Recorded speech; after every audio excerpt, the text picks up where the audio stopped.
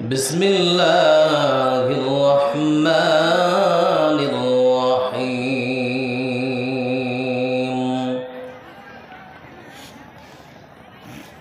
لو تنالوا البر حتى تنفقوا مما تحبون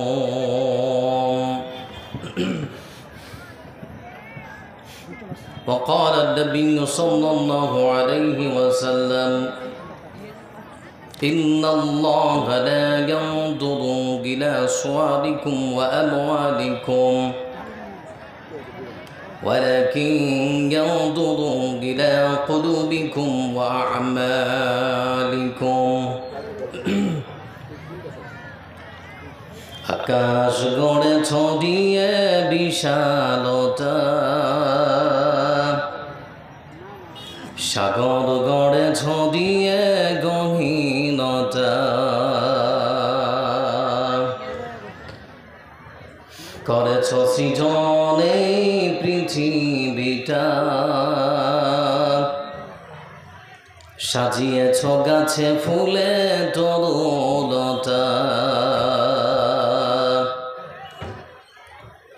ও আমার মালিক তোমার উপমা তুমি একা ও আমার মালিক তোমার উপমা তুমি একা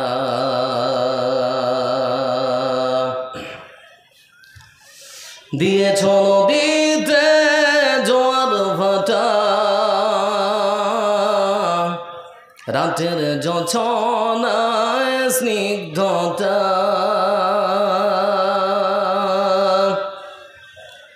দিয়েছ নদীতে জোয়ার ভাটা রাতের জোছনায় স্নিগ্ধতা জলে জোনাকি মিটি মিটি জলে জোনাকি মিটি মিটি বলে আল্লাহু আল্লাহ ও আমার মালিক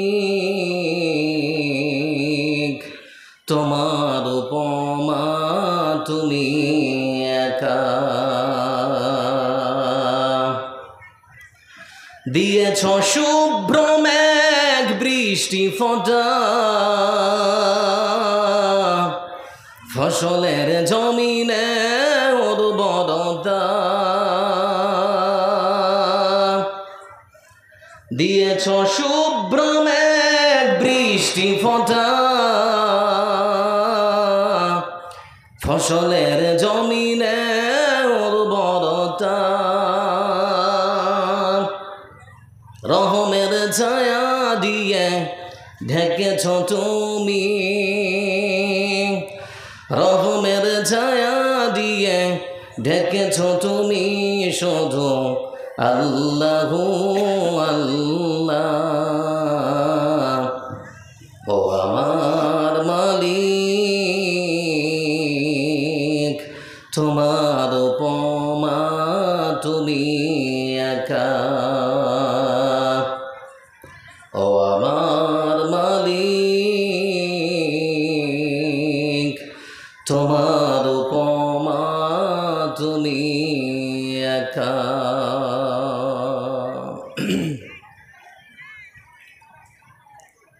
শ্রদ্ধাভাজন আজকের সভার শ্রদ্ধা সভাপতি সাহেব, আমন্ত্রিত আজকের জলসার বিজ্ঞাপিত বক্তাগণ, স্টেজে উপস্থিত এলাকার ওলামায়ে কেরামগণ, অত্র এলাকার পিতৃবতুল্য কাকাজিদার সমবয়স্ক ভাইরা, প্যান্ডেলে একই পাশে বসা মা ও বড়েরা, আগত আজকের জলসায় জাতি ধর্ম বর্ণ দল বদ নির্বিশেষে যারা এসেছেন, আসছেন, আসবেন, আপনাদের সকলকে জানে আমার পক্ষ থেকে আন্তরিক শুভেচ্ছা, প্রীতি ও অভিনন্দন বার্তা। প্রশংসার মালিককে ঘুমোচ্ছেন নাকি গো? প্রশংসার মালিক কে? পিছনের মানুষগুলো বিজেপি করেন নাকি? প্রশংসার মালিক কে? এজন্য প্রশংসা করব কার? তো কথা বলি না গো, প্রশংসা করব কার? সুখের সময় প্রশংসা করব কার? আর দুঃখের সময় প্রশংসা করবেন কার? বউকে মারার পর প্রশংসা করবেন কার? মানেন নাকি? প্রশংসা শিশু মহান আল্লাহ রাব্বুল আলামিনের জন্যে, যার হাতে রয়েছে একচ্ছত্র আধিপত্যের মালিকানা, যার আদেশে সূর্য পূর্ব দিকে ওঠে, পশ্চিমে অস্ত যায়। যে মহান সত্তা আল্লাহ রাব্বুল আলামিন আমাদের অত্যন্ত ভালোবেসে আজকের সুন্দর মনোরম পরিবেশে আধো আধো জ্যোৎস্না পুলকিত রাত্রে সভার এই জলসার আয়োজন করার সুযোগ করে দিয়েছে। বান্দার প্রতি আল্লাহর অসংখ্য দয়া, তার করুণা, তার ভালোবাসা, সব কিছুর স্বীকারোক্তি জানিয়ে সে মহান নবের প্রশংসা আদায় করব দিল থেকে মহব্বতের সাথে, আলহামদুলিল্লাহ। এবার সত্যি পিছনের মানুষগুলো বিজেপি করে, কিছুই বলছেন না। আপনারা ক্রিকেট খেলা দেখেছেন, যা সত্যতা বা হাকিকাত হলো ব্যাট আর বলের কম্পিটিশন। কোনো ছেলে যদি সজোরে ব্যাটে বলে আঘাত করে বলটাকে বাউন্ডারিতে বাইরে 4 আর ছক্কা হাঁকায়, বাইরের দর্শক তখন সজোরে চিৎকার দেয়, 4 আর ছক্কা বলে। সেই চিৎকারে নেকি হবে? এটাও জানেন না নেকি হবে? আর কেউ যদি আল্লাহর প্রশংসা আদায় করতে গিয়ে আলহামদুলিল্লাহ বলে, নিশ্চিত গুনাহ হবে নাকি? কি হবে? তো বাঙালি লাভে না ক্ষতিটা আরেকবার প্রমাণ হোক, তাই তো নাকি? কারণ হাদিসে শব্দ এসেছে তামলাউল মিজান। আল্লাহর প্রশংসা আদায় করতে গিয়ে কেউ যদি আলহামদুলিল্লাহ বলে, আল্লাহর সে বান্দার আমলের দাড়ি পাল্লাকে সেই দিন মহানব নেকি দিয়ে পরিপূর্ণ করে দেবে। সুবহানাল্লাহ বলবেন না? তো আমরা আরেকবার আল্লাহর প্রশংসা আদায় করি দিল থেকে মহব্বতের সাথে, আলহামদুলিল্লাহ। শান্তি বর্ষিত হোক তার পক্ষ থেকে প্রেরিত মনোনীত মহাপুরুষ, পৃথিবীর সর্বশ্রেষ্ঠ মহামানব বিশ্বনবী মুহাম্মদ মুস্তাফা সাল্লাল্লাহু আলাইহি ওয়াসাল্লামের উপরে। আল্লাহুম্মা সাল্লি আলাইহি ওয়া সাল্লিম বারিকা আলাইহি। এতক্ষণ ধরে আপনারা আলোচনা শুনছিলেন আপনাদের এলাকার এক উজ্জ্বল নক্ষত্র, লোকটার মন মানসিকতা এবং ভ্রাতৃত্বপূর্ণ সম্পর্ক কাকে বলে আমাদের শিক্ষা দিয়েছেন। সত্যি খুব সুন্দর মনের মানুষ একজন আমার শ্রদ্ধাভাজন বড় ভাই ওবায়দুল্লাহ ফালাহি। এতক্ষণ পর্যন্ত তার মুখ থেকে আপনারা কোরআন এবং হাদিস থেকে খুব সুন্দর আলোচনা শুনছিলেন। আমি অধম অনেকটা পথ অতিক্রম করে আপনাদের কাছে এসেছি। কোরআন এবং হাদিসকে সামনে রেখে সংক্ষিপ্ত কিছু বিবরণ পেশ করব ইনশাআল্লাহ। আজকে সংক্ষিপ্ত বিবরণে আমরা শুনব দান সদকার গুরুত্ব, মাহাত্ম্য, মর্যাদা সম্পর্কে কোরআন এবং হাদিস কি বলে। যারা বসে আছেন উপরে, নিচে আসুন, অনুরোধ করছি। আমাকে দেখতে কি মেম্বার লাগছে নাকি? কথা বলেন, মেম্বার লাগছে? যদি বলেন গ্রামের রাস্তা খারাপ করে দিতে হবে, আমি কেন, আমার বাবু বাড়াবে না। তবে যারা উপরে উঠে আছেন যদি নিচে আসেন তো কিছু শোনাতে পারবো ইনশাআল্লাহ, আশাবাদী।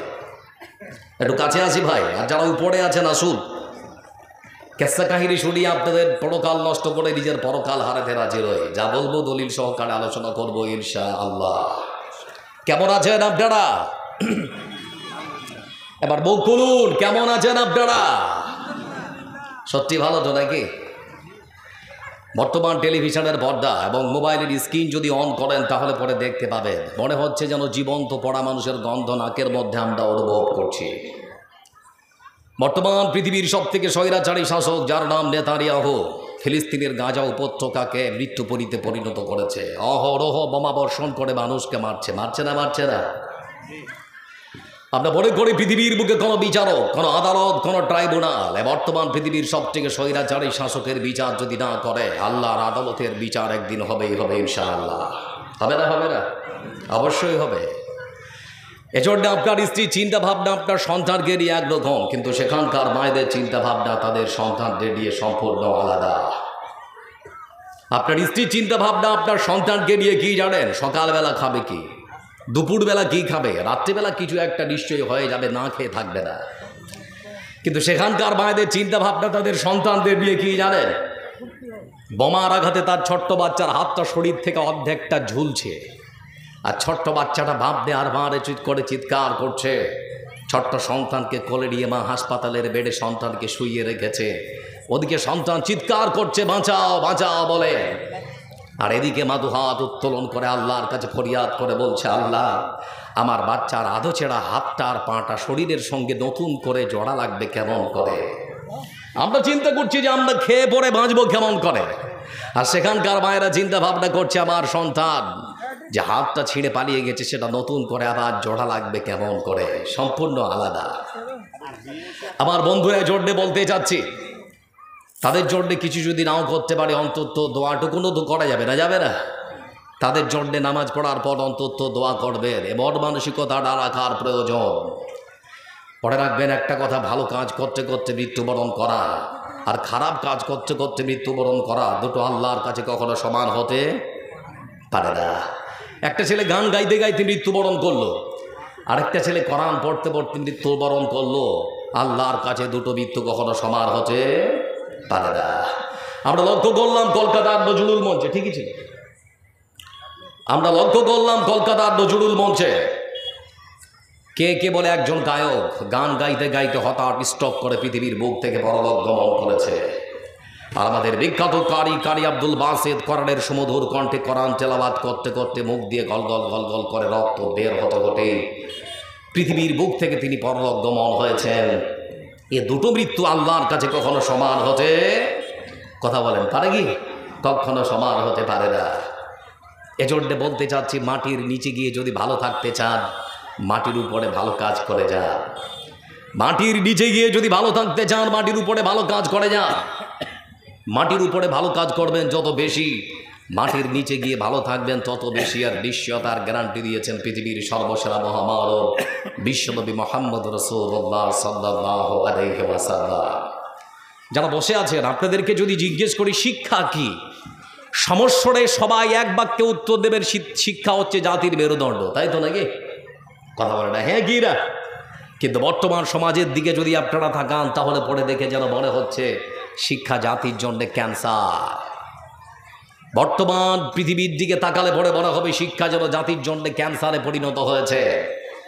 একটা কথা আপনাদেরকে প্রশ্ন করছি, সমাজের সব থেকে মানুষের রাস্তাঘাটের সব থেকে বেশি যারা ক্ষতি করেছে তারা মূর্খরা না শিক্ষিতরা? জোরে বলুন, কথা বলে না, মূর্খরা শিক্ষিতরা? আপনাদেরকে প্রমাণ দিচ্ছি বন্ধু। আবার আমরা কেমন বাঙালি, আরে 100 টাকার চোরকে গাছে বেঁধে আমরা পিটাই না, আর লক্ষ লক্ষ টাকা বেড়ে খাওয়ার মতো চোরকে আমরা সার বলে সম্বোধন করি। এরকম মানুষ আছে রে। আরে এজন্য আল্লাহ রাব্বুল আলামিন রাসূল তিনি বলছেন, হে আল্লাহ তুমি আমাকে সেই শিক্ষা দিও না যে শিক্ষা আমার ক্ষতি করে উপকার করে না। হে আল্লাহ তুমি আমাকে সেই শিক্ষা দিও না যে শিক্ষা আমার ক্ষতি করে উপকার করে না। তার মানে রাসূলের হাদিস পড়ে জানা গেল শিক্ষা মানুষের ক্ষতিও, কথা বলে না, ক্ষতিও করে। যে শিক্ষা আমাকে সপ্তাহে অন্তরে একবার দাড়ি চাচতে শিখিয়েছে সেই শিক্ষা আমার লাভ করেনি, উপকার করেনি, বরং ক্ষতি করেছে। যে শিক্ষা আমাকে লুঙ্গির নিচে প্যান্ট পায়জামা টাকনু ঝুলিয়ে পড়তে শিখিয়েছে টাকনুর নিচে, সেই শিক্ষা আমার ক্ষতি করেছে, উপকার করেনি। আপনার ছোট্ট বাচ্চাটাকে কোলে নিয়ে আপনার স্ত্রী সকালবেলা দাঁড়িয়ে আছে আর আপনি কাজে যাচ্ছেন, কিছুটা দূরে গিয়েছেন আর আপনার স্ত্রী তখন আপনার ছোট্ট বাচ্চাটাকে শেখাচ্ছে, বল বেটা tata bye bye, tata bye bye. শেখায় না? আচ্ছা একজন দাঁড়িয়ে বলুন টাটা বাই বাই দিলে পরে নেকি পাওয়া যায় কি? তাহলে আপনার ছোট্ট বাচ্চাটাকে সালামের পরিবর্তে টাটা বাইয়ের শিক্ষা দিচ্ছেন কেন? সিদ্ধান্ত আপনাকে এখান থেকে পরিবর্তন করতে হবে। যে শিক্ষা আপনার বাচ্চাকে দিয়েছেন সেই শিক্ষার জরুরি প্রয়োজন আপনাকে যে কোনো মূল্যে সেটাকে পরিবর্তন করতে হবে। টাটা বাই বাই নয়, বরং সালাম ছোট বাচ্চাকে শেখাতে হবে। বলছিলাম বন্ধু আমার যারা এখানে আজকে বসে আছেন লক্ষ্য করে দেখুন, আজকের রাস্তাঘাটে যে সমস্ত যুবক যুবতীরা সুন্দর করে হাত ধরে ঘুরে বেড়াচ্ছে, আচ্ছা একজন বলুন তো ওটা হিন্দুর মেয়ে হিন্দুর ছেলে ঘুরছে? একজন বলতে পারে? নগদ মুসলমানের ছেলে মুসলমানের মেয়ে, তারপরও হাত ধরে ঘুরছে একটা যুবক একটা যুবতীর, ঘুরছে কেন? আসল শিক্ষার অভাব সেজন্যে। আপনারা কি বলছেন? কথা বলেন, আসল শিক্ষার অভাব সেজন্যে। এজন্যে আপনাদেরকে বলতে চাচ্ছি, আপনার ঘর আপনার বাড়িটা সুন্দর করে সাজিয়েছেন, অনেক টাকা খরচ করেছেন, অনেক টাকা পয়সা খরচ করেছেন আপনার বাড়িটিকে সুন্দর করে সাজাবার জন্যে। এ দুনিয়ার বাড়ি সাজাতে আপনার কত টাকা খরচ হলো, কত টাকা খরচ করলেন? বুকে হাতটা রেখে বলুন, মরণের পর আপনার যে আসল বাড়ি কবরটা কি সাজানো হয়েছে? সেটা যদি সাজানো না হয় তাহলে আজকে আপনাদের প্রস্তুতি নিতে হবে। আজকে সুযোগ এসেছে, যে কোনো মূল্যে আজকে আপনাদের ধন এবং সম্পদ থেকে বেশি বেশি আল্লাহর রাস্তায় খরচ করে, বেশি বেশি করে আল্লাহর রাস্তায় দান দিয়ে যে কোনো মূল্যে আপনার কবরটাকে সুন্দর করে সাজাতে হবে। পৃথিবীর বুকে অসংখ্য মানুষ আছে যাদেরকে আল্লাহ ধন দিয়েছে, ওরা মনে করে এটা আমাদের, নাকি এটা আমার বন্ধুরা, আল্লাহ রাব্বুল আলামিন রাসূল তিনি বলেছেন, বান্দা তুমি যা খেয়ে হজম করে পায়খানা করেছো সেটা তোমার, যা খেয়ে তুমি ছিঁড়ে ফেলেছো সেটা তোমার, আর কোনো কিছু তোমার নয়। লাগবে না চলো, আওয়াজ কম হচ্ছে মালানা। আচ্ছা আমি ঠিক আছে, হয় ভাই, না আওয়াজ কম হচ্ছে। এটা কানে থাকলে অসুবিধা লাগবে আমার। আপনাদের শুনতে অসুবিধা হচ্ছে না? ঠিক আছে। হ্যাঁ, তো বলতে যাচ্ছি বন্ধু আমার, যারা এখানে বসে আছে, যা আপনি খেয়ে হজম করে ফেলেছেন সেটা হচ্ছে আপনার, আর যা পরে ছিঁড়ে ফেলেছেন সেটা আপনার, অন্য কোনো কিছুই আপনার নয়। মরার পরে পরে আপনার নাম, আপনার পরিচয় সব কিছুই শেষ হয়ে যাবে। এজন্য প্রস্তুতি নেন এমন কিছু জিনিস দেওয়ার, এমন কিছু আল্লাহর রাস্তায় খরচ করার, যাতে করে বদলা হিসেবে আল্লাহর জান্নাতটা পাওয়া যায়। রাজি আছি না? রে জোরে বলি, রাজি আছি তো ইনশাআল্লাহ? আচ্ছা, যারা আল্লাহর রাস্তায় খরচ করে আল্লাহ রাব্বুল আলামিন তাদের পরকালে বদলা দিবেন না দিবেন না? হ্যাঁ না বলেন, দিবেন না দিবেন না? আল্লাহ রাব্বুল আলামিন যিনি পবিত্র কোরআন কারীমের মধ্যে সুন্দর করে বলেন, মাসালুল্লাযীনা ইউনফিকুনা আমওয়ালাহুম ফী সাবিলিল্লাহ কামাসালি হাববাতিন নাবাতাত সাবআ সানাবিলা ফী কুল্লি সুনবুলা। পৃথিবীর বুকে অসংখ্য মানুষের ভিড়ে আল্লাহ রাব্বুল আলামিন ওই সমস্ত মানুষদের কথা তিনি সুন্দর করে কোরআনে কারীমের মধ্যে বলেছেন, যারা তাদের অর্থ সম্পদ থেকে, সোনা থেকে, চাঁদি থেকে, টাকা থেকে, পয়সা থেকে, ধান থেকে, চাল থেকে আল্লাহর রাস্তায় খরচ করেছে। ওই সমস্ত মানুষেরা যারা নাকি আল্লাহ রাব্বুল আলামিনের রাস্তায় খরচ করে, আল্লাহর রাস্তায় তাদের অর্থ সঞ্চিত সম্পদ থেকে বেশি বেশি করে আল্লাহর রাস্তায় যারা খরচ করে, তাদের দৃষ্টান্ত, উদাহরণ, উপপাটা হলো ঠিক সেরকম একখানা গমের দানা হলো যেরকম। গমের দানা দেখেছেন? গমের দানা, হ্যাঁ না বলে, দেখেননি? আপনারা কৃষক নন? সবই তো কৃষি কাজ দেখলাম, সব কিছুই তো কৃষি জমি বেশিরভাগ দেয়। আমার বন্ধুরা, পৃথিবীতে তো আরো অনেক শস্য দানা ছিল, কিন্তু মহান আল্লাহ রাব্বুল আলামিন তিনি শুধুমাত্র গমের দানার উপমা দিলেন কেন? লক্ষ্য করে দেখুন, একখানা ধান থেকে একখানা গাছ হতে পারে, কিন্তু আল্লাহ রাব্বুল আলামিন গমের উদাহরণ দিয়েছেন জন্যই একজন কৃষক উর্বর কোনো জমিতে যখন একখানা গমের বীজ ফেলে দেয়, একখানা গমের দানা যখন ফেলে দেয় বন্ধু আমার, সেই একখানা গমের দানা থেকে 5টা 7টা 10টা পর্যন্ত গাছ হয় না? হয় না? দেখেছেন না? দেখেননি? আল্লাহ রাব্বুল আলামিন তিনি এখানে 7টা গাছের কথা বলেছেন। একজন কৃষক একখানা গমের দানা উর্বর কোন জমিরে ফেলে দিয়েছে, আল্লাহ রাব্বুল আলামিন তিনি বলেছেন, বান্দারে ওই একখানা গমের দানা থেকে 7খানা গাছ তৈরি হয়েছে। কটা? একটু কথা বলেন, কটা? আল্লাহ রাব্বুল আলামিন তিনি আমার বলেন, বান্দা একটা গাছে 100 করে দানা আমি আল্লাহ রাব্বুল আলামিন দিয়েছি। একটা গাছে যদি আল্লাহ রাব্বুল আলামিনের পক্ষ থেকে 100টা দানা দেওয়া হয়, তাহলে পরে 7টা গাছে কত দানা হয়? একটু জোরে বলেন, কত? 700। আল্লাহ রাব্বুল আলামিন তিনি বোঝাতে যাচ্ছেন, বান্দা পৃথিবীর বুকে আমি আল্লাহ রাব্বুল আলামিন যাদের অর্থ সম্পদ দিয়েছি, সোনা দিয়েছি, চাঁদি দিয়েছি, টাকা দিয়েছি, পয়সা দিয়েছি, ওই সমস্ত মানুষেরা যখন অর্থ সম্পদ বেশি থাকবে তারা আমার রাস্তায় বেশি বেশি খরচ করবে। যাদের বেশি টাকা নেই তারা যদি আমার রাস্তায় 1 টাকা খরচ করে, আল্লাহ রাব্বুল আলামিন তিনি বোঝাতে যাচ্ছেন, বান্দারে আমি আল্লাহ রাব্বুল আলামিন যদি চাই ওই 1 টাকাকে বাড়িয়ে আমি আল্লাহ রাব্বুল আলামিন 7 টাকা করে দিতে পারি। আবার আমি আল্লাহ রাব্বুল আলামিন যদি চাই তাহলে পরে 7 টাকাকে 700 টাকায় পরিণত করে দিতে পারি। আল্লাহর কিছু কমে যাবে নাকি? না বলে না, কমে যাবে কি? কখনো কমবে না। আমার বন্ধুরা লক্ষ্য করে দেখুন, বিশ্বনবী সাল্লাল্লাহু আলাইহি ওয়াসাল্লাম তিনি যখন সাহাবীদেরকে এই মতো করে বুঝিয়েছেন, ততক্ষণাৎ লক্ষ্য করে দেখা গেছে সাহাবারা কোরআন কারীমের আয়াতের প্রতিটা আমলে পরিণত করেছেন। বিশ্বনবী সাল্লাল্লাহু আলাইহি ওয়াসাল্লাম তার যখন মৃত্যু হলো, তিনি যখন মৃত্যুবরণ করলেন, মৃত্যুবরণ করার পরে আমরা লক্ষ্য করে দেখলাম আরব ভূখণ্ডে এমন কিছু ধনী মানুষ যারা রাসূলুল্লাহ সাল্লাল্লাহু আলাইহি ওয়াসাল্লামের জীবদ্দশায় তাদের অর্থ সম্পদ থেকে খেজুর দিয়েছে, আবার অনেক সময় উটেরও যাকাত দিয়েছে। বিশ্বনবী সাল্লাল্লাহু আলাইহি ওয়াসাল্লাম তিনি যখন পরলোক গমন করলেন, ওই সমস্ত মানুষেরা তারা তখন দাবি করলো, বিশ্বনবীর জামানায় আমরা আমাদের অর্থ সম্পদ থেকে দান সাদকা করেছি, আমরা এখন আর আমাদের অর্থ সম্পদ থেকে দান সাদকা কিছুই করব না। তারা অস্বীকার করে বসলো। ওমর ইবনুল খাত্তাব রাদিয়াল্লাহু তাআলা আনহু তিনি যখন কথা শুনলেন, শোনার সঙ্গে সঙ্গে তিনি আবু বকর সিদ্দিক রাদিয়াল্লাহু তাআলা আনহুর কাছে গিয়ে বললেন, হুজুর আপনি তো দেশের প্রধানমন্ত্রী, খবর কি আছে? বলে কি খবর? বলে মক্কার ধনী মানুষেরা, অনেক মানুষ তারা অস্বীকার করেছে, তারা তাদের অর্থ সম্পদ থেকে দান সাদকা আল্লাহর রাস্তায় আর খরচ করতে পারবে না। তারা বলেছে অর্থ আমাদের দিব কেন? মানে এরকম একটা মনোভাব। আমাদের সমাজেও এরকম মানুষ আছে না নেই? কথা বলেন না গো। আল্লাহ অনেক সম্পদের মালিক করেছে, কিন্তু আল্লাহর রাস্তায় খরচ করতে পারে না, চায় না, এরকম মানুষ আছে না নেই? আচ্ছা আপনারা কথা বলবেন না? অবশ্যই রয়েছে বন্ধু আমার।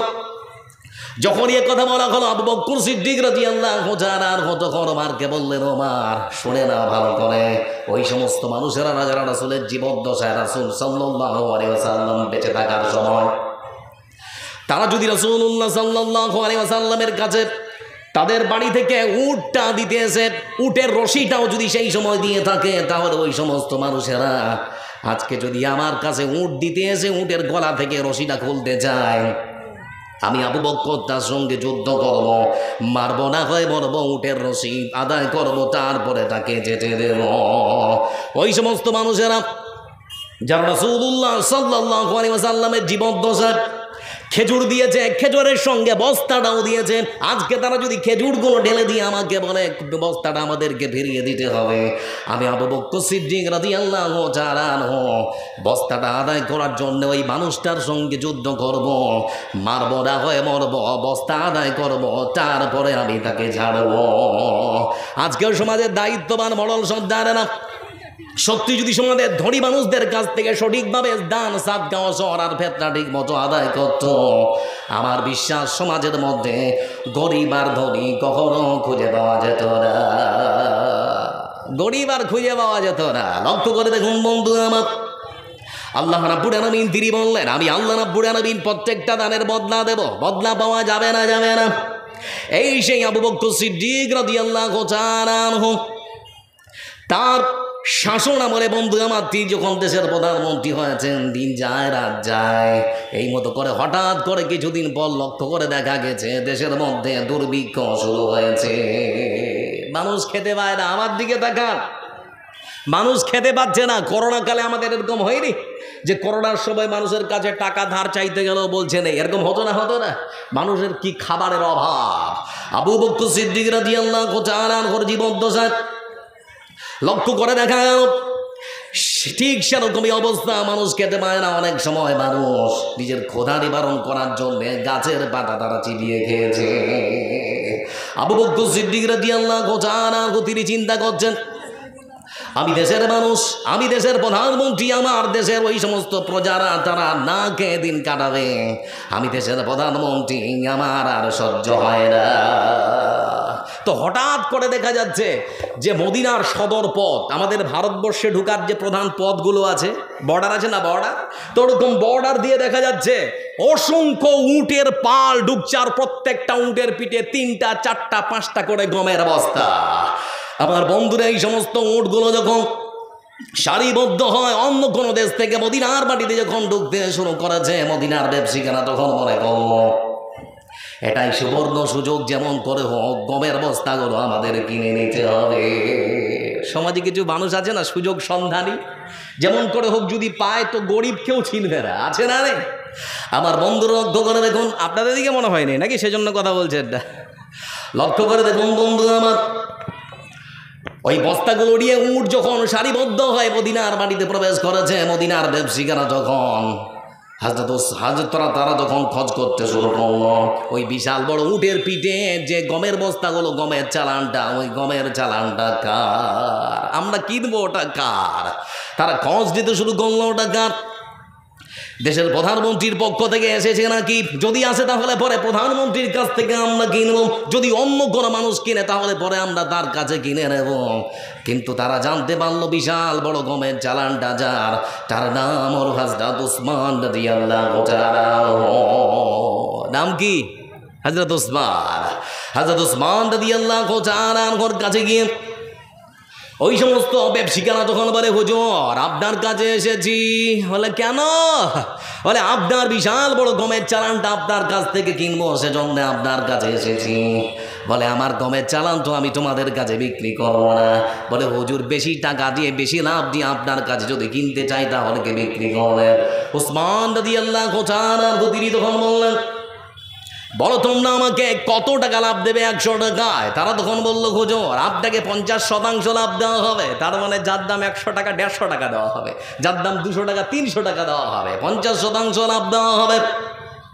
হযরত উসমান রাদিয়াল্লাহু তাআলা তিনি তখন বললেন, ও ব্যবসায়িক ভাইরা আমার, তোমাদের কাছে এই সামান্য লাভে আমার এই চালান বিক্রি হবে না। এমন একজন আছেন মদিনার মাটিতে, এমন একজন আছেন এই পৃথিবীর বুকে, এমন একজন আছেন যিনি তোমাদের থেকে আমাকে বেশি লাভ দিতে চেয়েছেন। বলে কত? বলে 100 টাকায় 700 টাকা, 1 টাকায় 7 টাকা লাভ দিবেন বলে ঘোষণা করেছেন। যদি তোমরা আমাকে 1 টাকায় 10 টাকা 100 টাকায় 1000 টাকা দিতে পারো তাহলে পরে তোমাদের কাছে গমের চালানটা বিক্রি হবে, না হলে পরে বিক্রি হবে না। তো বড় বড় চোখ করে ওরা তখন তাকাচ্ছে, আরে হুজুর মদিনার মাটিতে কে আবার আছে আমাদের থেকে সেরকম বড় ব্যবসায়ী যে আপনার কাছে আমাদের থেকে বেশি লাভবান যদি আপনার কাছে কিনতে চায় তা আবার 100 250 নয় বরং 7 টাকা 700 টাকা লাভ দিয়ে। হুজুর আমরা এত লাভ দিয়ে আপনার কাছে কিনতে পারবো না। তবে জানতে বড় ইচ্ছা করছে সেই ব্যবসায়ীটাকে, কে আপনাকে 1 টাকায় 7 টাকা আর 100 টাকায় 700 টাকা দিতে চেয়েছেন, নামটা খালি একবার বলে। উসমান রাদিয়াল্লাহু তাআলা তিনি তখন বলেন, ও ভাই আমার শুনে না, আমার এই সম্পদ, আমার এই বিশাল বড় গমের চালানটা 1 টাকায় 7 টাকা 100 টাকায় 700 টাকা যিনি লাভ দিতে চেয়েছেন তিনি আর কেউ নন বরং আকাশ আর জমিনের সেই সত্তা, মহান সত্তা আল্লাহ রাব্বুল আলামিন। আমি আমার আল্লাহর কাছে আমার বিশাল বড় গমের চালানটা পুরোটাই বিক্রি করে দিয়েছি, তোমাদের কাছে আমার গমের চালান বিক্রি হবে না। ভাবা যায় উসমান রাদিয়াল্লাহু তাআলা আনহুকে আল্লাহ ধন দিয়েছিল, গরিবের জন্য তিনি সেবা করে গেছে। লক্ষ্য করে দেখুন বন্ধু আমার, বিশ্বনবী সাল্লাল্লাহু আলাইহি ওয়াসাল্লাম এজন্য তিনি কোরআনের ভাষায় ওই সমস্ত ধনী মানুষদেরকে সম্বোধন করে বলেন যাদেরকে আল্লাহ ধন দিয়েছে। আল্লাহ রাব্বুল আলামিন যিনি পবিত্র কোরআনে কারীমের মধ্যে বলেন, لن تنالوا البر حتى تنفقوا مما تحبون وما تنفقوا من شيء فإن الله به عليم। এই পৃথিবী ছাড়িয়া কোথায় যাবে ভাগিয়া, এই পৃথিবী ছাড়িয়া কোথায় যাবে ভাগিয়া, মরণ তোমায় লইবে গিরি যতই করো বাধা, মরণ তোমায় লইবে গিরি যতই করো বাধা, চিন্তা করে দেখো না কবরে কি যাইবা না। একজন হাত তুলে বলুন তো যে আমি কবরে যাব না। কেউ নেই ওরকম। এই পৃথিবীর সবাই পর, কবর যে তোর আসল ঘর। এই পৃথিবীর সবই পর, কবর যে তোর আসল ঘর। কেমনে থাকিবে সেথায় শুধুই মাটির বিছানা, কেমনে থাকিবে সেথায় শুধুই মাটির বিছানা, চিন্তা করে দেখো না কবরে কি যাইবা না। যেই কবরে আল্লাহ ছাড়া সঙ্গী কেহ থাকবে না, চিন্তা করে দেখো না কবরে কি যাইবা না। লিল্লাহি তাকবীর, আরেকটু জোরে নারে তাকবীর।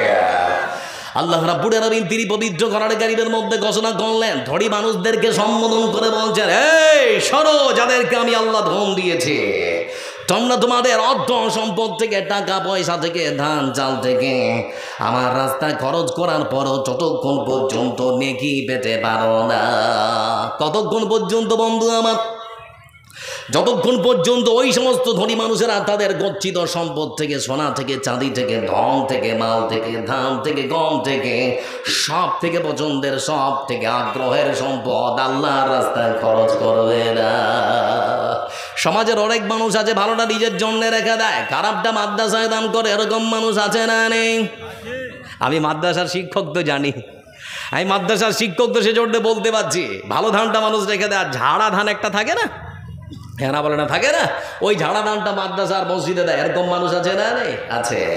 এজন্য আল্লাহ রাব্বুল আলামিন যিনি বললেন, ও পৃথিবীর মানুষরা তোমরা শুনে নাও, আল্লাহর রাস্তায় খরচ করেও তোমরা দান ততক্ষণ পর্যন্ত পাবে না যতক্ষণ পর্যন্ত নিজের অর্থ সম্পদের সব থেকে পছন্দের জিনিসটা আল্লাহর রাস্তায় খরচ করবে না।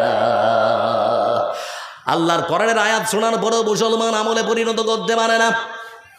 কিন্তু বিশ্বনবী সাল্লাল্লাহু আলাইহি ওয়াসাল্লাম তিনি যখনই এই আয়াত পড়িয়েছেন ততক্ষণ সাহাবারা আমলে পরিণত করেছেন প্রমাণ হিসেবে। মদিনার মাটিতে ধনী মানুষদের মধ্য থেকে একজন মানুষ, যার নাম হলো আবু তালহা রাদিয়াল্লাহু তাআলা আনহু। কি নাম বললাম? একটু কথা বলি। আবু তালহা রাদিয়াল্লাহু তাআলা আনহু, তিনি একজন ধনী মানুষ। বন্ধু আমার, আবু তালহা রাদিয়াল্লাহু তাআলা আনহু আয়াত অবতীর্ণ হওয়ার পরে লক্ষ্য করে দেখা গেল, নিজের বাড়ি থেকে বের হওয়ার পর তিনি মসজিদ নববীর মধ্যে প্রবেশ করেছেন। আল্লাহ রাব্বুল আলামিন রাসূলের কাছে গিয়ে বলেন, হুজুর আপনার কাছে এসেছি। বলে কেন? বলে এসেছি এই জন্যে, আমি নাকি শুনলাম আল্লাহর পক্ষ থেকে একখানা আয়াত এসেছে, আমাদের অর্থ সম্পদের সব থেকে মূল্যবান সম্পদ আল্লাহর রাস্তায় খরচ না করলে নাকি নেকি পাওয়া যাবে না। সেজন্য আমি আবু তালহা আমার অর্থের, আমার সম্পদের সব থেকে মূল্যবান খেজুরের বাগানটা আল্লাহর রাস্তায় খরচ করার জন্য এসেছি। হে আল্লাহ রাসূল, আপনি তো জানেন আমার অর্থ সম্পদের সব থেকে মূল্যবান, সব থেকে আমার পছন্দের যে খেজুরের বাগান, সে বাগানটার নাম হলো বাইরুহা বাগান। আমার পছন্দের সব থেকে খেজুরের বাগানটা আমি আল্লাহর রাস্তায় খরচ করে দিলাম। তো আল্লাহ রাসূল বলছেন, আবু তালহা বলছো কি? তোমার তো আরো খেজুরের গাছ আছে, অন্যটা দাও, ওগুলোও তো ভালো, অন্যটা দাও। আবু তালহা রাদিয়াল্লাহু তাআলা আনহু তিনি বললেন, হে আল্লাহ রাসূল, যেহেতু আমার আল্লাহ আমার কাছে সব থেকে বেশি পছন্দের জিনিসটা চেয়েছেন, পছন্দের সম্পদ চেয়েছেন, সেজন্য আমার সব থেকে পছন্দের সম্পদটা আল্লাহর রাস্তায় খরচ করে দিলাম। যাকে খুশি, যেখানে খুশি, যেভাবে খুশি আপনি খরচ করুন, কোনোদিন আমার বাগান বলে আপনার কাছে অধিকারের কথা আমি জানতে চাইব না। এই মতো করে সাহাবারা ততক্ষণ সেটাকে আমলে পরিণত করেছে। আমার বন্ধুরা, সত্যি পৃথিবীর বুকে ওই সমস্ত বান্দাদের জন্য আল্লাহ রাব্বুল আলামিন তিনি আমার সুসংবাদও দিয়েছে। রে পৃথিবীর বান্দারা, তোমরা শোনো, ভালো করে জেনে নাও, আমার সঙ্গে ব্যবসা করতে যাও নাকি? আল্লাহ রাব্বুল আলামিন যিনি কোরআন কারীমের ভাষায় বলেন, ইন্নাল্লাহা ইশতারা মিনাল মুমিনিনা আনফুসাহুম ওয়া আমওয়ালাহুম বিআন্না লাহুমুল জান্নাহ। আল্লাহ রাব্বুল আলামিন তিনি পবিত্র কোরআন কারীমের মধ্যে বলেছেন, ও পৃথিবীর মানুষেরা, পৃথিবীর বুকে সমস্ত রকমের ব্যবসা করতে গেলে সন্দেহ আছে, সংশয় আছে, সম্ভাবনা আছে, লাভও হতে পারে, লোকসানও হতে পারে। পারে না? পারে না? কথা বলেন, পারে না? ছাগলের ব্যবসা করুন, গরুর ব্যবসা করুন, কাঁচামালের ব্যবসা করুন, যাই করুন না কেন, লাভও হতে পারে, লোকসানও হতে পারে, দেখি। কিন্তু মহান সত্য আল্লাহ রাব্বুল আলামিন যিনি বলেন, আরে পৃথিবীর মানুষরা তোমরা শুনে নাও, আমি আল্লাহ রাব্বুল আলামিন তোমাদের সঙ্গে এমন একখানা ব্যবসা করব, তোমরা যদি সে ব্যবসা আমার সঙ্গে করো তাহলে পরে শুনে নাও, সে ব্যবসায় শুধুমাত্র লাভ আর লাভ, কোনো রকমের সন্দেহ, সংশয়, সম্ভাবনা থাকতে পারে না, কোনো রকম লোকসান হওয়ার। একটি ঘোষণা, ডেলিগেট ফি 100 টাকা করা হয়েছে, যারা খেতে ইচ্ছুক খেয়ে নেন, ডেলিগেট ফি 100 টাকা। আসসালামু আলাইকুম। লোক থেকে আমি বসালাম আর আপনি যেতে বলছেন? হায় রে আল্লাহ, বসে থাকেন ভাই, বিরক্ত হচ্ছেন নাকি? কথা বলে বিরক্ত হচ্ছেন নাকি? লক্ষ্য করে দেখুন এবার। বলছিলাম বন্ধু আমার, যে কথা মহান সত্য আল্লাহ রাব্বুল আলামিন তিনি ডেকে বলছেন ওই সমস্ত মানুষদেরকে, ও পৃথিবীর বান্দারা তোমরা শুনে নাও, আমার সঙ্গে যদি তোমরা সত্যি ব্যবসা করো, সে ব্যবসার মধ্যে শুধুমাত্র লাভ আর লাভ, লাভ আর লাভ, কোনো রকম আশঙ্কা, সন্দেহ, সম্ভাবনা, লোকসানের থাকতে পারে না। কি সেই ব্যবসা? আল্লাহ রাব্বুল আলামিন তিনি বলছেন, বান্দারা আমি আল্লাহ রাব্বুল আলামিন পৃথিবীর বুকে যাদেরকে অর্থ সম্পদ দিয়েছি, সোনা দিয়েছি, চাঁদি দিয়েছি, টাকা দিয়েছি, পয়সা দিয়েছি, ওই সমস্ত মানুষেরা আমার দিনকে তারা যদি সহযোগিতা করতে পারে, অর্থ সম্পদ দিয়ে তারা যদি আল্লাহর ঘরটা তৈরি করে দিতে পারে, তারা তাদের গচ্ছিত অর্থ সম্পদ সোনা চাঁদি দিয়ে, ধান চাল দিয়ে আল্লাহর ঘরটা যদি তারা নির্মাণ করে দিতে পারে, আর তারা প্রয়োজনে যদি তাদের মূল্যবান জীবনখানা আমার রাস্তায় বিলীন করে দিতে পারে, আমি হাসরের ময়দানে কি জিনিস দিয়ে তোমাদের সঙ্গে ব্যবসা করবো শুনে নাও। ও পৃথিবীর মানুষরা শুনে নাও ভালো করে, আমি সেই দিন তোমাদের সঙ্গে কি দিয়ে ব্যবসা করব, আমি সেই দিন তোমাদের সঙ্গে যে জিনিস দিয়ে ব্যবসা করব সেটা আর কিছু নয়, তোমাদের জান আর মালের বিনিময়ে আমি আল্লাহ রাব্বুল আলামিন আমার পক্ষ থেকে আমার জান্নাত কারা তোমাদেরকে দিয়ে দেব। সুবহানাল্লাহ বলবেন না? আমার বন্ধুরা খালি জান মাল দিয়ে আল্লাহর দ্বীনকে সাহায্য করুন, তাহলে পরে আপনার জন্য জান্নাত একেবারে হাতের মুঠোয়।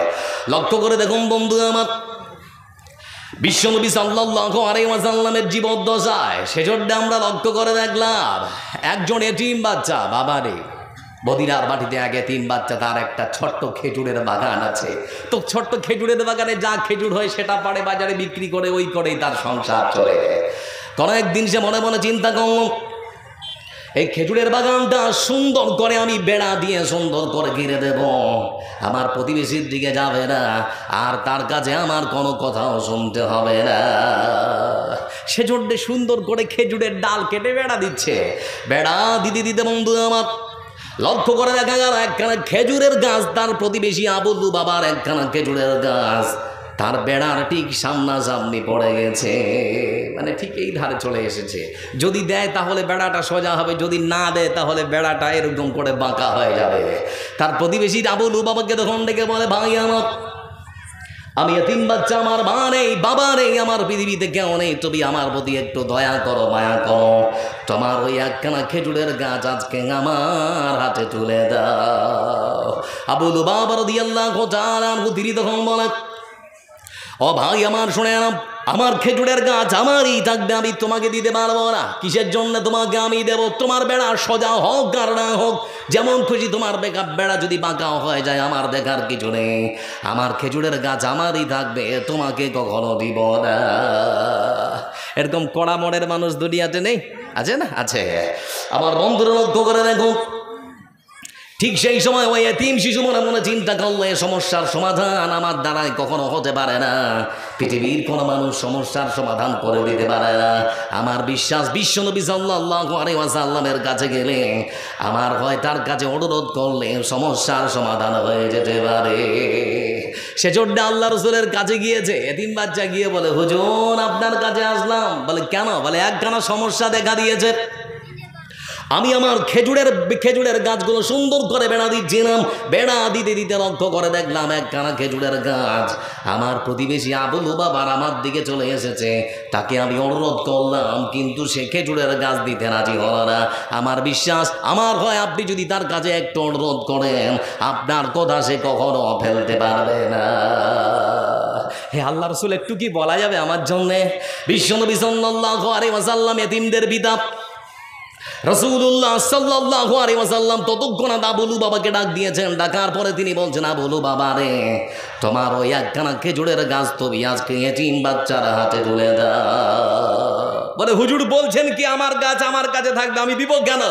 মানে আল্লাহ রাসূল বলছেন, তারপরেও মনটা গলছে না আর কি। এমন সময় বন্ধু আমার, যদি না দেয় কিছুই তো আর করার নেই। কিছুক্ষণ পর রাসূলুল্লাহ সাল্লাল্লাহু আলাইহি ওয়াসাল্লাম দ্বিতীয়বার সেই ব্যক্তি বলছেন, আবু লুবাবাকে ডেকে বলছেন, আবু লুবাবা রে, তোমার খেজুরের গাছ তুমি যদি এমনিতে না দাও, তাহলে পরে বলো কত টাকা হলে তোমার গাছ বিক্রি করবে, টাকা দিয়ে কিনে নেওয়া হবে। আবু লুবাবা তারপরেও বলছে, হে আল্লাহ রাসূল, আমার খেজুরের গাছ আমারই থাকবে, আমার খেজুরের গাছ আমি টাকা দিয়েও কাউকে বিক্রি করতে চাই না, আর এমনিতে তো আমার খেজুরের গাছ আমি কখনো কাউকে দেব না। আর কিছু বলার সুযোগ আছে? হ্যাঁ না বলেন, আর কিছু বলার সুযোগ আছে? আর চলে। আমার বন্ধুরা, পরক্ষণে রাসূল সাল্লাল্লাহু আলাইহি ওয়াসাল্লাম তৃতীয়বার আবু লুবাবাকে ডেকে বলছেন, আবু লুবাবা শুনে না, সত্যি যদি তুমি আজকে ওই তোমার একখানা খেজুরের গাছ 3 বাচ্চার হাতে তুলে দাও, তাহলে পরে আমি বিশ্বনবী সাল্লাল্লাহু আলাইহি ওয়াসাল্লাম তোমাকে কথা দিচ্ছি, পৃথিবীর ওই একখানা খেজুরের গাছের বদলে জান্নাতের একখানা খেজুরের গাছ তোমাকে সেই দিন উপহার দেওয়া হবে। দুনিয়ার একটা খেজুরের গাছ তুমি তাকে দাও, তাহলে জান্নাতে তোমাকে একখানা খেজুরের গাছ দেওয়া হবে। তারপরে আবু লুবাবা বলে, হে আল্লাহ রাসূল, আমার খেজুরের গাছ এমনিতেও দেবো না, আমার খেজুরের গাছ টাকাতেও বিক্রি হবে না, আর আমার খেজুরের গাছ জান্নাতের খেজুরের গাছের বিনিময়েও আমি বিক্রি করব না। আর কি বলবে, আর তো কিচ্ছু বলার উপায় নেই। আমার বন্ধুরা, বিশ্বনবী সাল্লাল্লাহু আলাইহি ওয়াসাল্লাম তিনি নীরব হয়ে গেলেন। সেই সাহাবী আবু লুবাবা রাদিয়াল্লাহু তাআলা সেখান থেকে উঠে আবার বাড়িতে চলে গেলেন। সেই সাহাবীদের মধ্যে আর একজন সাহাবী বসেছিল বন্ধু আমার, যার নাম হলো আবু দাহদা রাদিয়াল্লাহু তাআলা। কি নাম বললাম? আবু দাহদা রাদিয়াল্লাহু তাআলা। এই সাহাবী তখন উঠে দাঁড়িয়েছেন। উঠে দাঁড়ানোর পর রাসূলুল্লাহ সাল্লাল্লাহু আলাইহি ওয়াসাল্লামকে ডেকে বলছেন, হুজুর, আপনি তো চেষ্টার কোনো কিছু কম করলেন না, এত চেষ্টা করার পর আপনাকে সে দিতে রাজি হলো না, আপনার অনুমতি পেলে আমি একটু লোকটার কাছে গিয়ে চেষ্টা করে দেখতাম। তো আল্লাহ রাসূল বলছেন, হ্যাঁ রে, আমি এত কিছু করে বললাম, আমাকে দিল না তো তোমাকে দিবে? আচ্ছা, চেষ্টা যখন করতে চাইছো তো যাও। তার বাড়ির সামনে চলে গেছে বন্ধু আমার। বাড়ির দরজাটার সামনে গিয়ে কড়া নাড়িয়ে তখন ডাকে, ও ভাই আবু লুবাবা, বেরিয়ে আসো বাড়ি থেকে। বাড়ির দরজা খোলে, কথা আছে তোমার সঙ্গে। বাড়ির ভেতর থেকে আওয়াজ আসছে বন্ধু আমার, ও ভাই আবু দাদা শুনে নাও, আমার সঙ্গে যদি জরুরি কথা থাকে দরজা খোলা হবে, আবার যদি খেজুরের গাছ দিয়ে কথা বলো তাহলে পরে দরজা খোলা হবে না। তো বলে, আগে বেরিয়ে আসো, তো আগে বেরিয়ে আসো। আমার বন্ধুরা দরজা খুলে যেই আবু লুবাবা বেরিয়ে এসেছে, ততক্ষণ আপ করে হাতটা চেপে ধরার পর তখন বলছে, ও ভাই আবু লুবাবা রে, দুনিয়ার অন্য কোনো আলোচনা তোমার সঙ্গে করতে চাই না, ওই একখানা খেজুরের গাছ নিয়ে তোমার সঙ্গে আলোচনা করতে চাই। বলে, মাথা ঠিক আছে তোমার মাথা? বলে, আল্লাহ রাসূলের কাছে তো বলে আসলাম দিব না, আবার তুমি পাগল নাকি হে, আবার এসেছো?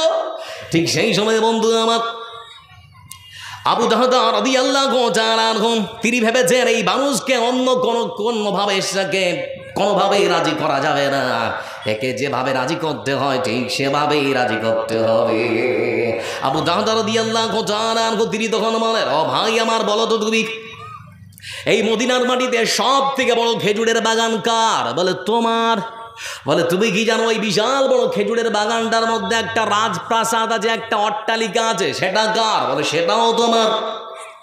ভাই আমার, তুমি কি জানো ওই রাজপ্রাসাদের মধ্যে একটা মিষ্টি পানির কুয়া আছে, সেটা কার? বলে, সেটাও হলো তোমার।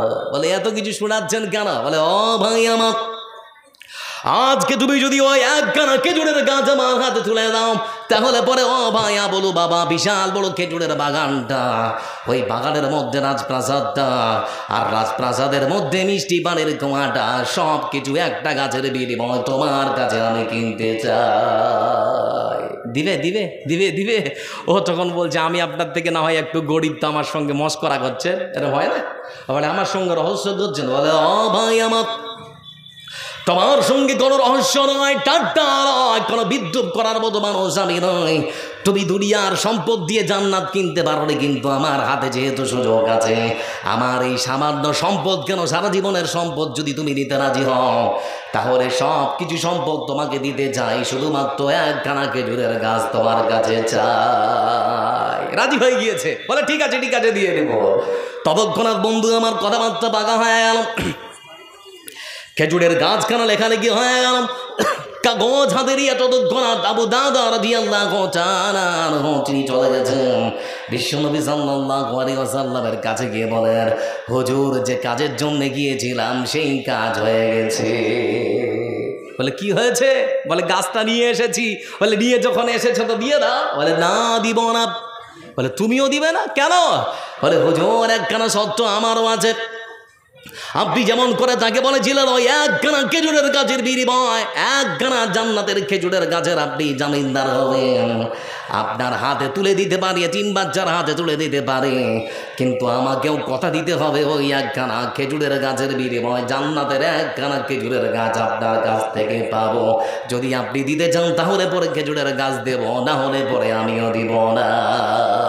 বিশ্বনবী সাল্লাল্লাহু আলাইহি ওয়াসাল্লাম তিনি তখন বলেন, ও আবু দাদা, আগে বলো তো তুমি ওই খেজুরের গাছটা নিয়ে আসলে কেমন করে?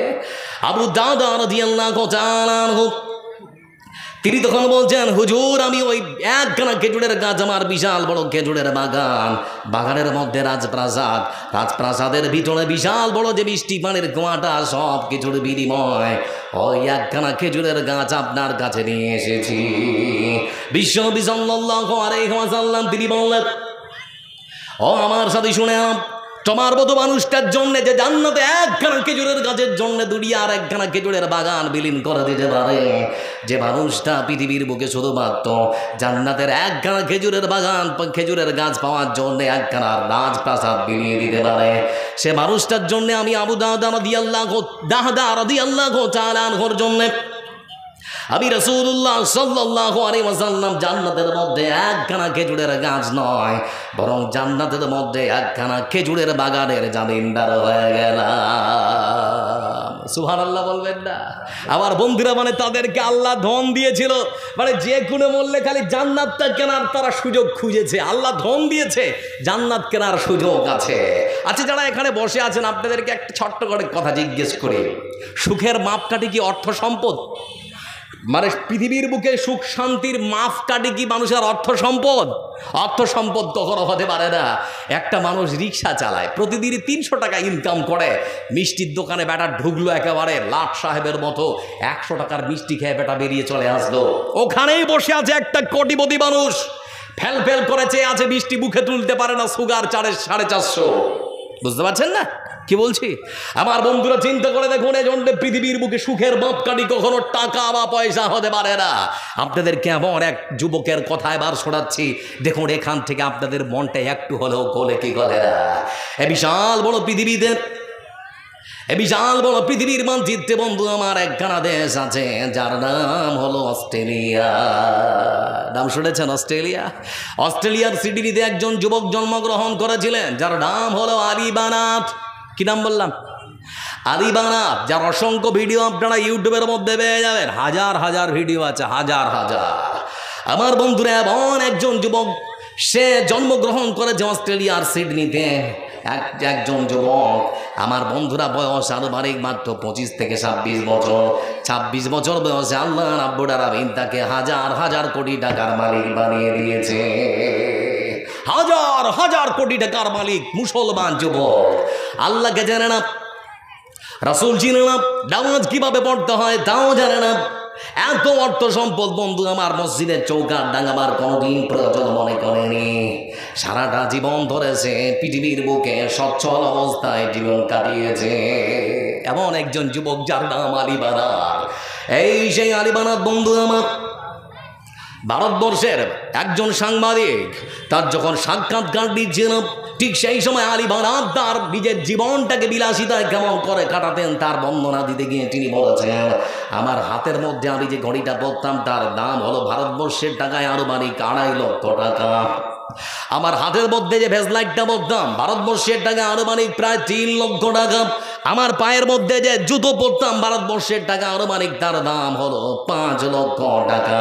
আমি যে গাড়ির মধ্যে সফর করি সেই গাড়িটার দাম হলো ভারতবর্ষের টাকায় আনুমানিক প্রায় 200 কোটি টাকা।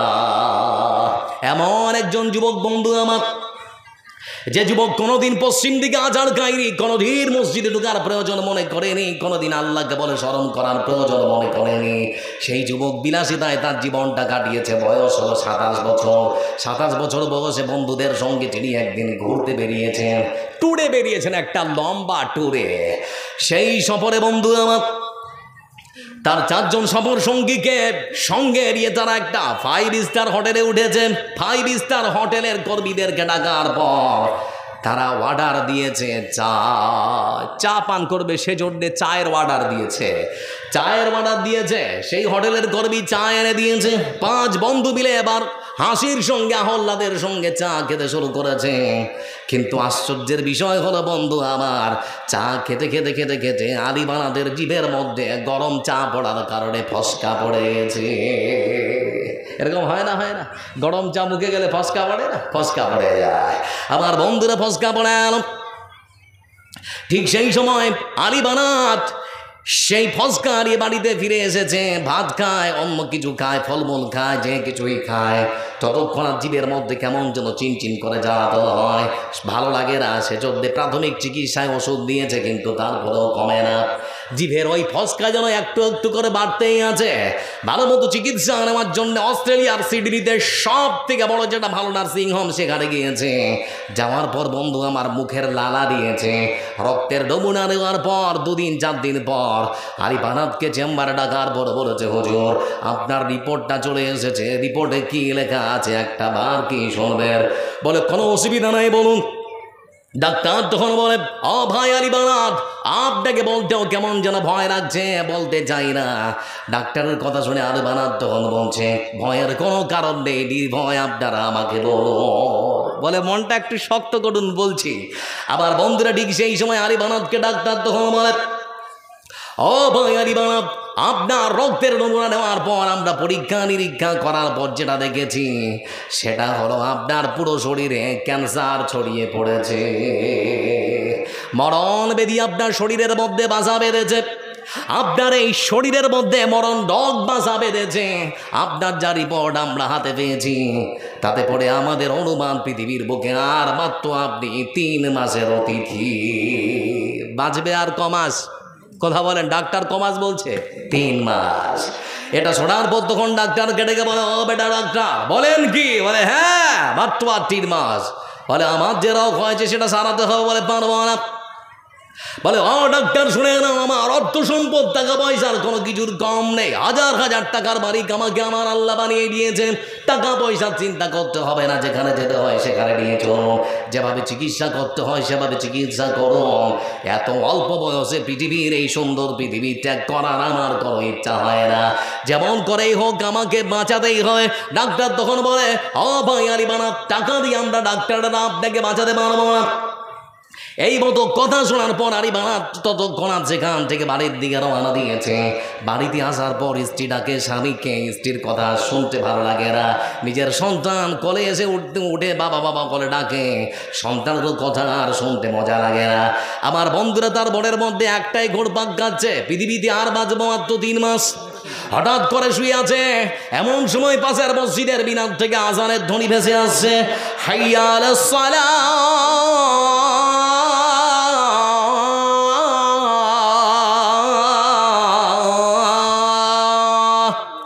সমুদ্র কণ্ঠে যখন আজানের ধ্বনি তার কানের মধ্যে এসে ধাক্কা লেগেছে, তার অর্থ সে নিজে নিজে আবার সুন্দর করে গুগলে সার্চ করে দেখলো, হাইয়া আলাস সালাহ, তার মানে মহান আল্লাহ ডাকছেন নামাজের জন্য মসজিদে আয়। আসলে পরে লাভ কি হবে শোন, হাইয়া আলাল ফালাহ, তাহলে পরে পরিত্রাণ পেয়ে যাবে। মনের মধ্যে কেমন যেন একটা ভূকম্পন শুরু হলো। ততক্ষণ আর বাড়ির দরজা ত্যাগ করে মসজিদের দরজা পার করে মসজিদের ইমামের সঙ্গে সাক্ষাৎ লাভ করেছে। মসজিদের ইমাম সাহেব দেখে বলে, আরিফানাথ কি ব্যাপার, মসজিদে কেন? তোমাকে তো কোনোদিন মসজিদে দেখিনি, আজকে মসজিদে কেন, কি ব্যাপার? আরিফানাথ তখন বলেন, ইমাম সাহেব আপনার কাছে ছুটে আসলাম, আমার পৃথিবীর বুকে আর মাত্র বেঁচে থাকার আয়ু হলো 3 মাস। ডাক্তার আমাকে বলেছে আর মাত্র 3 মাস বাঁচবো, সেজন্য আপনার কাছে ছুটে আসলাম। সারাটা জীবন ধরে বিলাসিতায় কাটিয়েছি, আল্লাহকে কোনোদিন ডাকার সময় হয়নি, কোনোদিন রাসূলের পদাঙ্ক অনুসরণ করার সময় হয়নি, কোনোদিন আমি নামাজ পড়ার জন্য মসজিদে আসিনি। সেই মনের মধ্যে কেমন যেন ভাইব্রেশন শুরু হয়েছে। আমার মনে বড় ইচ্ছা, মাত্র জীবনের শেষ 3টা মাস আমার জীবনটা আমি আল্লাহর রাস্তায় খরচ করতে চাই, আমি নামাজ পড়তে চাই। আজকে যারা এখানে বসে আছেন বন্ধু আমার, ফজরের নামাজ পড়েছেন যারা যারা, একটু হাত তুলি। আর বাকি যারা পড়েননি নাকি, আপনার জন্য কোনো খপ বা রাগ নেই, সবাই একবার বলি পড়বো ইনশাআল্লাহ। কেমন করে ঘুমাও তুমি ফজর করে কাজা, এমন তো হতে পারে জহরে জানাজা মানুষ, এমন তো হতে পারে জহরে জানাজা। পারে না, পারে না, হ্যাঁ না বলে না, পারে না, পারে না। মুসলিম হয় না জন্ম নিলে মুসলমানের ঘরে, মুসলিম হয় না জন্ম নিলে মুসলমানের ঘরে, নামাজ বন্ধু পার্থক্য করে বেদিন আর মুসলমানের। এই জীবনে নামাজ যেন, এই জীবনে নামাজ যেন হয় না কবু কাজা। এমনও তো হতে পারে জহরে জানাজা মানুষ, এমনও তো হতে পারে জহরে জানাজা। বেনামাজি পাবে না হায় নবীর শাফায়াত, দোজখ হবে শেষ ঠিকানা আঘাতার আঘাত। বেনামাজি পাবে না হায় নবীর শাফায়াত, দোজখ হবে শেষ ঠিকানা আঘাতার আঘাত। নামাজ বিনে পর পারে, নামাজ বিনে পর পারে পাবে না তো যাজা। এমনও তো হতে পারে জোহরে জানাজা মানুষ, এমনও তো হতে পারে জোহরে জানাজা। সবাই আরেকবার বলি নামাজ কাজে করবো না পড়বো ইনশাআল্লাহ, সবাই বলে ইনশাআল্লাহ। আচ্ছা আচ্ছা, আপনি আর দাঁড়াচ্ছেন, আমাকে দাঁড়ালেন বক্তব্য সময় ডিস্টার্ব দিলে আমার বক্তব্য না বলছি। আচ্ছা আচ্ছা আচ্ছা আচ্ছা, আর 5 মিনিট মাত্র তৈরি করে নিন। তো বলছিলাম বন্ধু আপনাদেরকে যে কথা, এই সেই আরিবানা তার জীবনের শেষ বয়সটা শুধুমাত্র আল্লাহর রাস্তায় দেওয়ার জন্য তিনি প্রস্তুতি নিয়েছেন। আমার বন্ধুরা, জীবনের সমস্ত রকমের অর্থ সম্পদ, ধন মাল, টাকা পয়সা যা ছিল বন্ধু আমার, শেষ জীবনে সব কিছু আল্লাহর রাস্তায় খরচ করে দিয়েছেন। আচ্ছা, যারা বসে আছেন একটা ছোট্ট করে জিজ্ঞেস করছি, মানে আমার মাথায় বিশাল বড় একটা দায়িত্ব তুলে দেওয়া হয়েছে। 5টা মিনিট আপনাদের কাছে আমার দিকে একবার ভালো করে তাকান, যারা এখানে বসে আছেন। আচ্ছা, আপনারা কি অস্বীকার করতে পারেন আল্লাহর অসংখ্য নিয়ামত আমাদের সঙ্গে জুড়ে আছে না রে? হ্যাঁ না বলেন, আছে না রে? অবশ্যই আছে। আল্লাহর কোন নিয়ামতের অস্বীকার করতে পারে আল্লাহর বান্দা? আবার বন্ধুরা, আমরা বাস করি পশ্চিমবাংলায়। পশ্চিমবাংলায় একটা হুগলি জেলা বলে জেলা আছে, নাম শুনেছেন না শুনেননি? হুগলি জেলার পান্ডুয়ার পার্শ্ববর্তী একটা জায়গা মগরা, সে জায়গার একটা ঘটনা বলছি আপনাদেরকে। এক বাঙালি বৃদ্ধ বাবাজি, বাবার সমবয়সী, যার বয়স আনুমানিক প্রায় 70 বছর, 70 বছরের একজন বাবজি। সেই বাবজি তার পরিবারের সঙ্গে ডাইনিং টেবিলে বসে খাবার খেতে বসেছে। বাঙালির প্রিয় খাবার মাছ আর ভাত, মাছ আর ভাত খেতে বসেছে।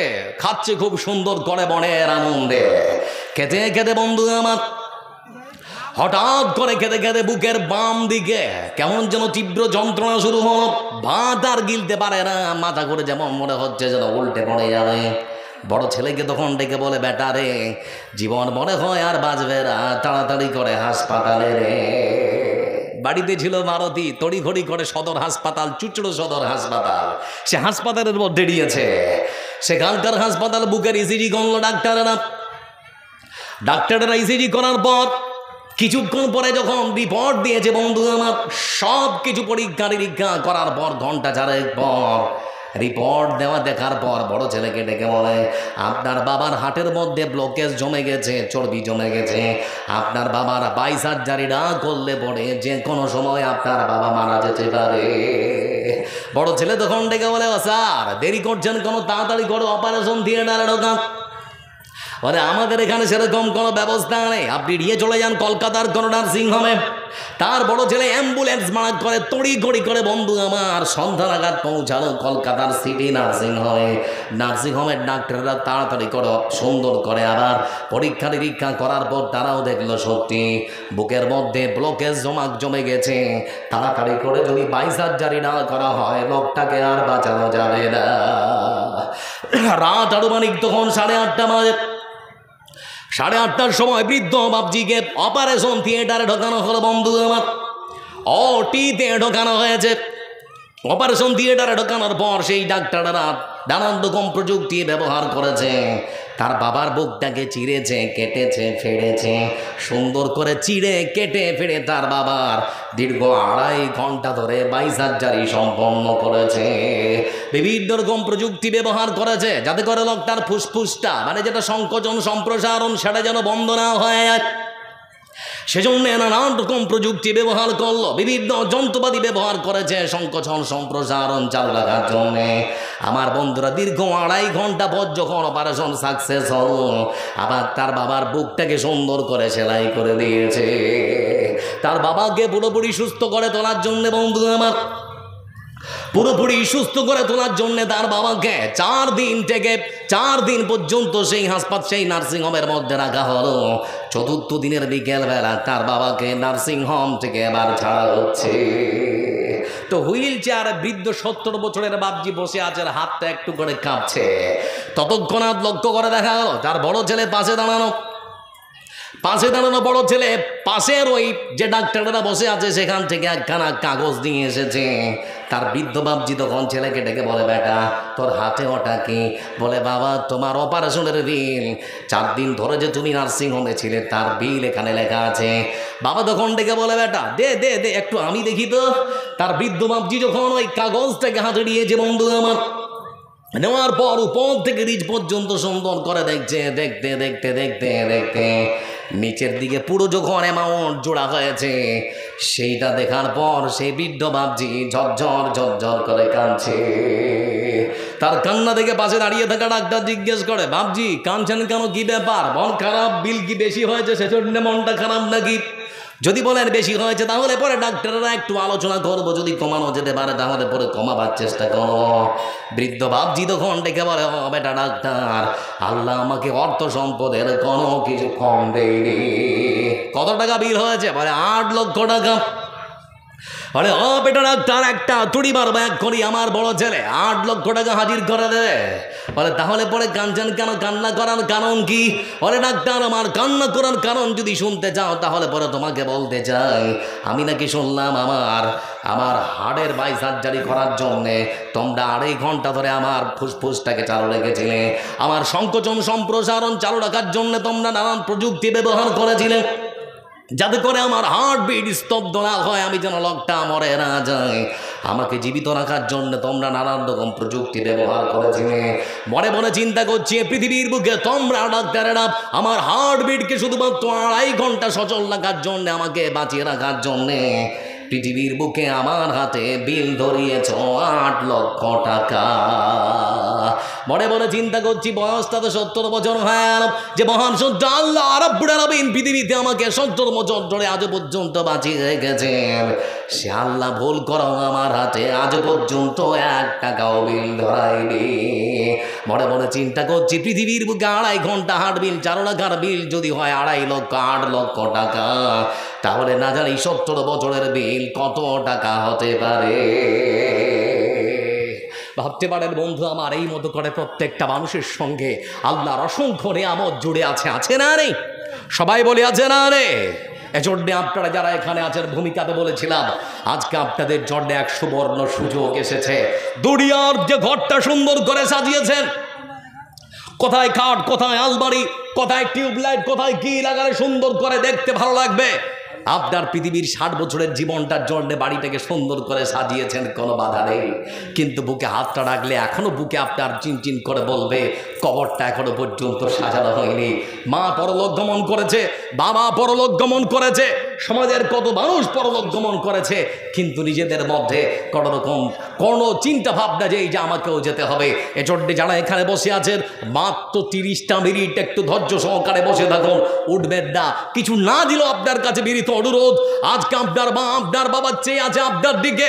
আজকের রাত্রের জালসা আল্লাহর ঘর নির্মাণ করার জন্য কারা কারা এখানে প্রস্তুত? গভীর রজনীতে আল্লাহ রাব্বুল আলামিন কি দেখতে চান? আমার বন্ধুরা, অর্থ সম্পদ আল্লাহ আপনাদেরকে দিয়েছে, আজকে জান্নাত কেনার সুযোগ এসেছে। যারা এখানে বসে আছেন বেশি চাচ্ছি না, 5টা করে 1000 টাকা 10 জন মানুষ আছেন, কে কে দেবেন? 10টা করে 1000 টাকা আনুমানিক বেশি নয় 4 জন মানুষ কে আছেন দেবেন। 1টা করে 1000 টাকা বেশি নয় 30 জন মানুষ কে আছেন দেবেন। 1টা করে 1000 টাকা 30টা টিকিট বিক্রি হবে, কে আছেন নেবেন? আছেন ওরকম কেউ? 1টা করে 1000 টাকা চটচট করে 30 জন। আমার বন্ধুরা, করণের পাড়া 30টা, অন্তত 1টা করে পাড়া আপনারা কিনে নিন। আল্লাহর একটা অক্ষর কেনার কোনো মানুষের কখনো সাধ্য হতে পারে না, কিন্তু তারপরেও বলি আজকে আল্লাহর একটা পাড়ার প্রতি ভালোবাসা রেখে কে আছেন 1টা পাড়া নেবেন যে আমি 1000 টাকা দেবো, একটু চট জলদি উঠে আসুন। 30 জন সৌভাগ্যবান ব্যক্তি আমি দেখতে চাচ্ছি এখানে, চটচট করে 1টা করে 1000 টাকা আপনারা নিয়ে আসবেন। 5টা 1000 টাকা, 10টা 1000 টাকা আপনাদের কাছে দেখতে চাই। কি নাম? আবু বকর সিদ্দিক আমার ভাই, 1000 টাকা। আল্লাহু সামাদ। বড় ভাই যান আচ্ছা শুনেন না এদিকে, আচ্ছা ওইখানে থামেন, জোর করে দিব না, মসজিদ তো আল্লাহর ঘর, জোর করবো না। বেশি যদি মনে হয় দিব তাহলে দিতে পারেন। 1000 টাকা লিখিয়ে দিই নাকি? লিখিয়ে দিই, আচ্ছা লিখেলেন 1000 টাকা। আবু বক্কর ভাই আমার নগদে দিয়ে দিবেন। আলহামদুলিল্লাহ, নারায়ে তাকবীর। বন্ধু আমার আর কে আছেন চটচট করে আসুন। আর একজন বাপজি আমার এসেছেন। না না, এটা আপনার কাছে অনুরোধ। আচ্ছা 500 টাকা থাকলো, আচ্ছা যাক 1500 টাকা। আরেক বাপজি আমার দিয়েছেন 1000 টাকা। 3 নাম্বার কে আছেন আসুন। আল্লাহ বিচুড়ি হিব্বুল বিচরা কে আছেন? 3 জন। আমি পৃথিবী এমনই রবে, শুধু আমাকে ছেড়ে চলে যেতে হবে।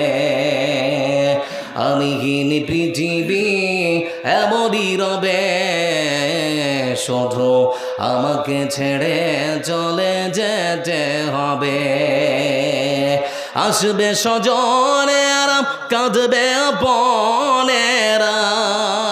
আসবে স্বজনেরা, কাঁদবে আপনেরা। 2 দিন পরে আবার ভুলে যাবে, ভুলে যাবে। আমি পৃথিবী এমনই রবে, শুধু আমাকে ছেড়ে চলে যেতে হবে। ভাই আমার একটা করে 1000 টাকা চেয়েছি। আচ্ছা আচ্ছা।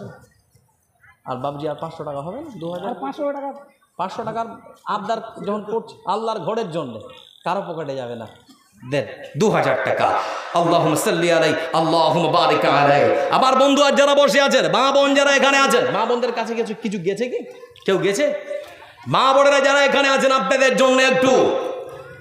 ওয়াল্লাযীনা ইয়াকনিজুনা আয-যাহাবা ওয়াল ফিদ্দা ওয়া লা ইউনফিকুনাহা ফি সাবিলিল্লাহ। মসজিদের ক্যাশিয়ার সাহেব 1 লাখ টাকা আল্লাহুস সালাম। আচ্ছা মানে সাদ্দাম হোসেন, সাদ্দাম ভাই, তরুণ যুবক উদীয়মান ছেলে, এরাই তো জাতির সম্পদ। 1 লক্ষ টাকা আমার সাদ্দাম ভাই, আল্লাহর ঘরের জন্য 1 লক্ষ টাকা। লিল্লাহি তাকবীর। এই লোকটা বলছে যে আরো দিবে, চিন্তা করেছেন 1 লক্ষ টাকা দিয়েছে বলে আরো দিবে। আচ্ছা সাদ্দাম ভাই আর কত দিবেন? না, এখান থেকে শেষ তো বলছে আরো দিবেন। আচ্ছা আচ্ছা আচ্ছা, তার 10,000 আমাকে দিয়ে দেন। 10,000 আর লিখিয়ে দেন।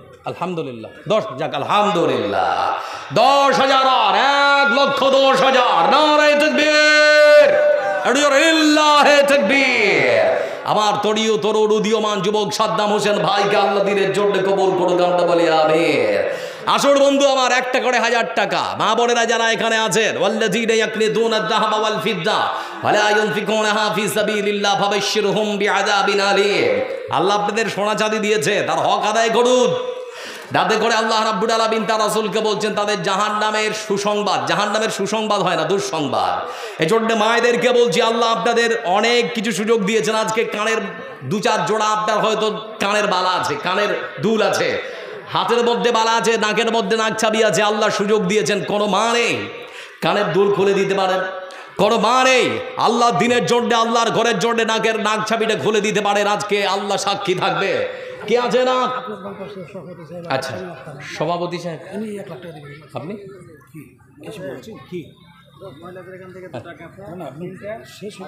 হ্যাঁ হ্যাঁ, আচ্ছা মহিলাদের পক্ষ থেকে